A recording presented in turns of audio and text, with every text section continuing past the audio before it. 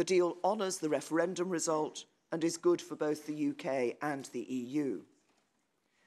But there was a clear concern in Parliament over one issue in particular, the Northern Ireland backstop. Having an insurance policy to guarantee that there will never be a hard border in Northern Ireland is absolutely right. It honours the UK's solemn commitments in the Belfast Good Friday Agreement. But if we ever have to use that insurance policy, it cannot become a permanent arrangement, and it is not the template for our future relationship.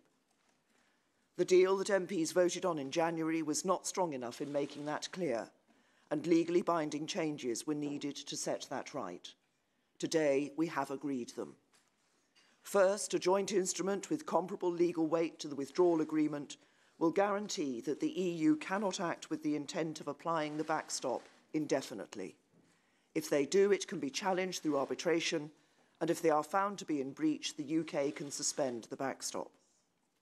The joint instrument also gives a legal commitment that whatever replaces the backstop does not need to replicate it. And it entrenches in legally binding form the commitments made in the exchange of letters with Presidents Tusk and Juncker in January. Second, the UK and the EU have made a joint statement in relation to the political declaration. It sets out a number of commitments to enhance and expedite the process of negotiating and bringing into force the future relationship. And it makes a legal commitment that the UK and the EU will begin work immediately to replace the backstop with alternative arrangements by the end of December 2020. There will be a specific negotiating track on alternative arrangements from the very start of the next phase of negotiations.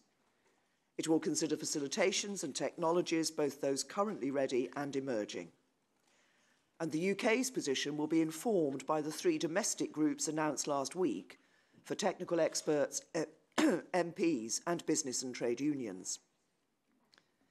Third, alongside the joint instrument on the withdrawal agreement, the United Kingdom government will make a unilateral declaration that if the backstop comes into use and discussions on our future relationship break down so that there is no prospect of subsequent agreement, it is the position of the United Kingdom that there would be nothing to prevent the UK instigating measures that would ultimately disapply the backstop.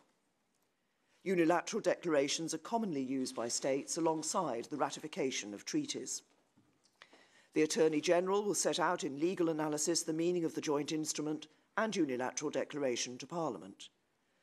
Tomorrow, the House of Commons will debate the improved deal that these legal changes have created.